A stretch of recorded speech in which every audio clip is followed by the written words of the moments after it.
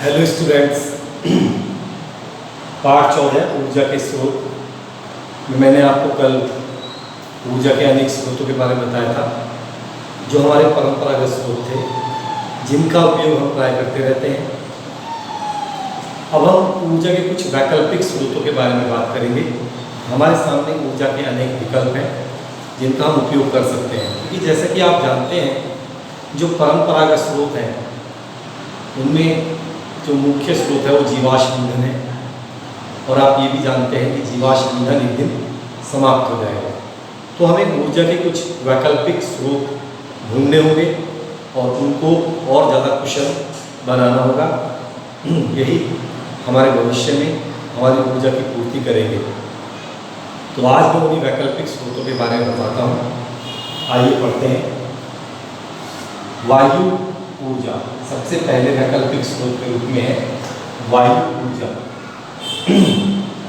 ये जितनी भी ऊर्जाएं मैं आपको आज बताने वाला हूँ वो सब नवीकरणीय ऊर्जा है। आप जानते हैं वायु हमेशा बहती रहती है। थोड़ा सा ये भी बता देता हूँ कि वायु बहती कैसे है। जब सूर्य का प्रकाश पृथ्वी पर पड़ता है, पृथ्वी का तल गर्म हो जाता है और उसके तल के संपर्क में जो वायु होती है वो गर्म हो जाती है, और आप जानते हैं गर्म वायु ऊपर की ओर उठती है। तो जब ये वायु ऊपर की ओर उठती है तो उसका स्थान लेने के लिए ठंडी वायु आती है और इस प्रकार वो बहना शुरू कर देती है। वायु बहने के और भी कई कारण हैं। जब बहुत तीव्र वायु बहती है जिसे आप आंधी कहते हैं, तो उसके कारण अलग अलग है। निम्न दाब होने के कारण भी वायु बहुत तेज से चलती है जिसे आप आंधी कहते हैं। तो ये जो वायु बहती है इसका उपयोग हम कर सकते हैं। कैसे कर सकते हैं आप जानते हैं, जैसे कि पिछले मैंने टॉपिक में आपको पढ़ाया था कि जो डायनमो होता है उसकी जो टरबाइन होती है उसको हम भाप के द्वारा घुमा सकते हैं। भाप में गति होती है, तो इसी प्रकार उस टरबाइन को हम वायु के द्वारा भी घुमा सकते हैं। तो बहुत बड़ी बड़ी टरबाइन बनाई जाती हैं, बहुत ऊंचे ऊंचे टावर पर उनको लगाया जाता है। थोड़ा सा बताने का प्रयास करेंगे। इस तरीके के ऊंचे ऊंचे टावर लगाए जाते हैं। इन टावर पर डायनमो रखा जाता है, तो डायनमो में ये टरबाइन होती है। जब वायु चलती है तो ये टरबाइन घूमती है, और इस टरबाइन के घूमने से जो डायनमो के अंदर कुंडली है वो भी घूमेगी, और जब कुंडली घूमेगी तो विद्युत धारा उत्पन्न होगी। इसके बारे में मैं फिजिक्स के चैप्टर में आपको समझाऊंगा, तब आप डायनमो की कार्यविधि या डायनमो या जनरेटर की कार्यविधि जो है आप समझ जाएंगे। वायु ऊर्जा का प्रयोग हम कर सकते हैं। मुख्य रूप से पवन चक्की के बारे में हम इसमें पढ़ते हैं। जब वायु से टरबाइन घूमेगी तो इस टरबाइन के घूमने से जो गतिज ऊर्जा उत्पन्न होगी उस गतिज ऊर्जा से हम अपने आटा पीसने वाली चक्की को चला सकते हैं, या फिर जल पंप को चला सकते हैं। मिट्टी से पानी को खींचने के लिए जैसे आप हैंड पंप चलाते हैं, उसे टरबाइन की गतिज ऊर्जा के द्वारा जल पंप को चलाया जा सकता है। तो जल पंप चला सकते हैं, आटा चक्की चला सकते हैं, और डायनमो से विद्युत ऊर्जा भी उत्पन्न की जा सकती है। अब लाभ और हानि। वायु ऊर्जा के क्या लाभ हैं? वायु ऊर्जा क्या, जितनी भी नवीकरणीय ऊर्जा है उनके अनेक लाभ हैं। जैसे जो सबसे पहले तो ये कि नवीकरणीय है, वायु हमेशा चलती रहती है, कभी रुकती नहीं है, बार बार चलती है। दूसरा, इसमें कोई लागत नहीं है, आप जानते हैं फ्री में मिलती है, मुफ्त है। तीसरा, प्रदूषण रहित है, कोई प्रदूषण नहीं होता। तो इसके ये लाभ है। लेकिन हानि क्या है? हानि ये है कि हमेशा वायु तेज गति से नहीं चलती। कुछ स्थान है जहाँ पर वायु तेज गति से चलती है, तो वहाँ पर इस प्रकार के टावर लगाकर विद्युत ऊर्जा उत्पन्न की जा सकती है। कुछ कंट्रीज़ हैं जैसे डेनमार्क है, वहाँ पर वायु समुद्रों के आसपास तेज गति से चलती है, तो उसका उपयोग हम विद्युत उत्पन्न करने में प्रयोग कर लेते हैं। इसके बाद आता है सौर ऊर्जा।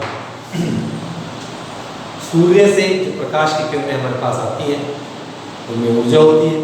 उस ऊर्जा का उपयोग हम कर सकते हैं, विद्युत उत्पन्न करने में कर सकते हैं। विद्युत उत्पन्न करने के लिए सोलर सेल बनाए गए हैं। सोलर सेल का क्या सिद्धांत है। सोलर सेल में अर्धचालक पदार्थ प्रयोग किए जाते हैं। ये अर्धचालक क्या होते हैं? अर्धचालक वे पदार्थ होते हैं जिनकी चालकता ना तो बहुत ज़्यादा और ना ही बहुत कम होती है, बीच में होती है। इनमें कुछ अशुद्धियाँ मिलाकर इन्हें अच्छे चालक बना लिया जाता है। जब इनकी परत को अर्धचालकों में अपद्रव्य मिलाकर जब इन्हें हम सौर ऊर्जा सूर्य की किरणों के सामने रखते हैं तो ऊपरी परत जो है वो गर्म हो जाती है, जिसके कारण ऊपरी परत और निम्न परत के बीच में विभवांतर उत्पन्न हो जाता है, और विभवांतर उत्पन्न होगा तो विद्युत धारा उत्पन्न होगी। तो इस प्रकार विभवांतर उत्पन्न होने से विद्युत धारा बहने लगती है परिपथ में। इस प्रकार हम सोलर सेल का प्रयोग सौर ऊर्जा से विद्युत ऊर्जा बनाने में कर सकते हैं। सोलर सेल ये कुकर में बाद में बता देंगे, पहले सोलर सेल बता देते हैं। Solar cell, solar panel. Solar panel क्या है? सोलर सेल तो बहुत सारे एक साथ लगा दिए जाते हैं, बहुत सारे सोलर सेल एक साथ लगा दिए जाते हैं, तो इसे हम सोलर पैनल कहते हैं। इसका उपयोग हम सोलर सेल छोटी युक्ति के लिए प्रयोग किए जाते हैं, जैसे बल्ब चलाने, पंखे चलाने, लाइट चलाने। पैनल से मोटर चलानी है तो पैनल का प्रयोग कर सकते हैं। किसान सोलर पैनल का प्रयोग करते हैं बहुत जगह पर, और अपने मोटर चलाकर अपने खेतों की सिंचाई भी करते हैं। तो सोलर पैनल का प्रयोग हम कर सकते हैं। Solar cooker. सोलर कुकर क्या है? सोलर कुकर बस एक बॉक्स होता है, वो कुछ नहीं, ठीक है। और इस बॉक्स में, ये बॉक्स हो गए, अंदर की तरफ काले रंग की पुताई कर दी जाती है, और इसके ऊपर एक शीशा लगा दिया जाता है, मोटा शीशा, और जो इसका ढक्कन होता है उस ढक्कन में भी एक दर्पण लगा दिया जाता है। क्या लगा दिया जाता है? दर्पण। जिसे सूर्य का प्रकाश आएगा टकराकर बॉक्स के अंदर जाएगा। तो बॉक्स के अंदर की परत काली है, तो काली परत जो होती है वो ऊष्मा को ज़्यादा अवशोषित करती है, तो अंदर जो है एक गर्म वातावरण उत्पन्न हो जाता है, और मोटा कांच का शीशा जो होता है उस गर्माहट को बाहर नहीं निकलने देता। तो इस प्रकार इसके अंदर जो भी बर्तन रखा जाएगा वो उसमें रखी हुई जो सामग्री है वो गर्म हो जाएगी। तो सोलर कुकर से हम सौर ऊर्जा का प्रयोग खाना बनाने में कर सकते हैं।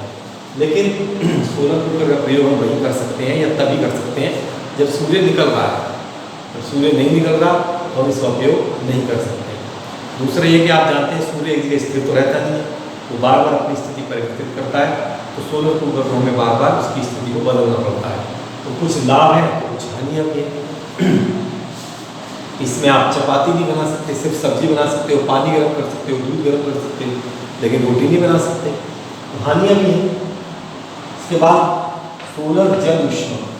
सोलर जल ऊष्मा बिल्कुल सोलर सेल की तरह है, या फिर बिल्कुल वैसे ही है जैसे आपने छत पर पानी की टंकी रख रखी है और गर्मियों में सूर्य की ऊष्मा से पानी गर्म हो जाता है, तो उसी प्रकार सोलर जल ऊष्मा भी बनाए जाते हैं, लेकिन उनके ऊपर भाग में कांच के शीशे लगा दिए जाते हैं ताकि सूर्य का प्रकाश आसानी से जल को मिल सके और जल गर्म हो सके। ये हुआ आपका सोलर जल ऊष्मा।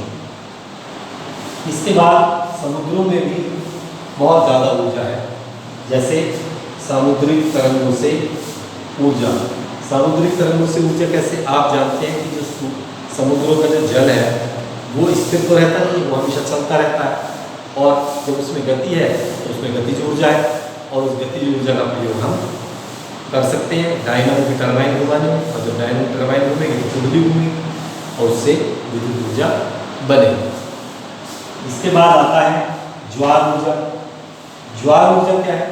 आप जानते हैं ज्वार भाटा आपने सुना होगा कि जब चंद्रमा समुद्र के ऊपर आता है तो समुद्र जल को अपनी ओर खींचता है तो जल जो है ऊपर उठता है, और जब चंद्रमा चला जाता है तो नीचे आ जाता है।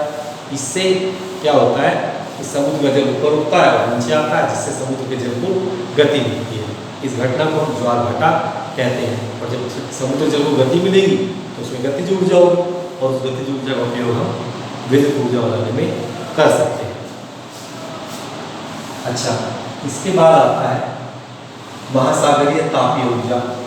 इसे इंग्लिश में शॉर्ट में OTE यानी ओशियन महासागर को इंग्लिश में ओशियन कहते हैं। थर्मल एनर्जी कंजर्वेशन, ऐसे कुछ प्लांट लगा दिए जाते हैं। आप जानते हैं कि जो समुद्र होते हैं उनके ऊपर का ताप और नीचे के ताप में अंतर होता है, तो इस तापांतर का प्रयोग हम विभवांतर उत्पन्न करने में कर सकते हैं और जिससे विभवांतर उत्पन्न होगा विद्युत धारा में। इसके बाद लास्ट है लवण प्रवणता ऊर्जा। लवण क्या होते हैं आप लोग पढ़ चुके हैं पाठों में। तो समुद्रों के अंदर भी बहुत सारे अनेक लवण मिले हुए हैं और उनकी जो सांद्रता है वो कहीं ज़्यादा है तो कहीं कम है। तो इस सांद्रता के अंतर का प्रयोग भी हम विद्युत ऊर्जा उत्पन्न करने में कर सकते हैं। तो ये ऊर्जा के वैकल्पिक स्रोत वायु ऊर्जा, सौर ऊर्जा, समुद्रों से ऊर्जा। इसके बाद आता है भूतापीय ऊर्जा। अब आप जानते हैं कि जो पृथ्वी है उसके जब अंदर जाते हैं तो वो बहुत गर्म है, अनेक स्थानों पर तो बहुत ही ज़्यादा गर्म है। तो उन स्थानों पर हम जल अगर प्रवाहित करेंगे तो भाप में बदल जाएगा, और भाप आप जानते हैं गतिशील होती है, और जब ये गतिशील भाप टरबाइन से टकराएगी तो डायनामो की कुंडली को घुमाएगी, और जब डायनामो कुंडली घूमेगी तो विद्युत ऊर्जा उत्पन्न होगी। तो इस प्रकार हम भूतापीय ऊर्जा का प्रयोग विद्युत ऊर्जा बनाने में कर सकते हैं। भूतापीय ऊर्जा भी एक वैकल्पिक स्रोत है। इसके बाद आता है नाभिकीय ऊर्जा। ये टॉपिक बहुत अलग है।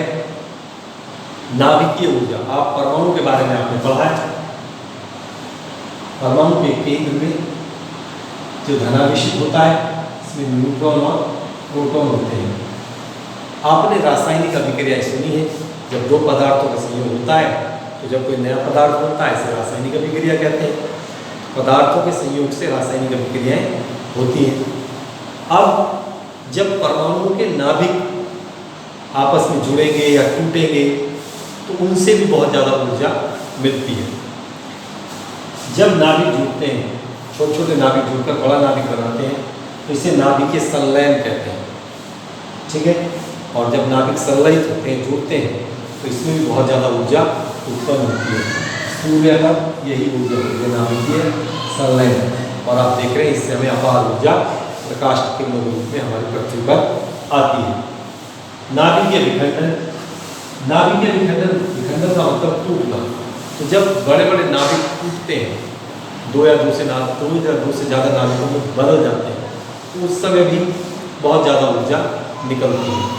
इस ऊर्जा को हम प्रयोग में ला सकते हैं, लेकिन ये बहुत ज़्यादा अमाउंट में ऊर्जा होती है, बहुत ज़्यादा मात्रा में, और इससे हम विद्युत धारा उत्पन्न कर सकते हैं। तो बच्चों, आज की क्लास में मैंने आपको ऊर्जा के ये वैकल्पिक स्रोत बताए हैं, और अगली कक्षा में मैं नाभिकीय संलयन और नाभिकीय विखंडन को विस्तार पूर्वक समझाऊंगा। तो इस प्रकार बच्चों, ये मैंने आपको पढ़ाया है, इसको ध्यान से याद करें, इस पर हो सके तो नोट्स बनाएं। अगर आपके पास किताब है तो उसकी हेल्प से, उसकी मदद से इन्हें विस्तार पूर्वक लिखने का प्रयास किया करो। वीडियो को 2-3 बार देखा करो, सब धीरे धीरे अपने आप याद हो जाएगा। और किताब पढ़ते समय अगर आपको ऐसा लगता है कोई चीज़ छूट गई है तो वो मुझसे आप क्लास में प्रश्न पूछ सकते हैं। समय का सदुपयोग करते रहिए बच्चों, अपने टारगेट को ध्यान में रखिए, आपको क्या बनना है, और उसको सोचकर अपनी पढ़ाई करते रहिए, मेहनत करते रहिए, आपको जरूर सफलता मिलेगी।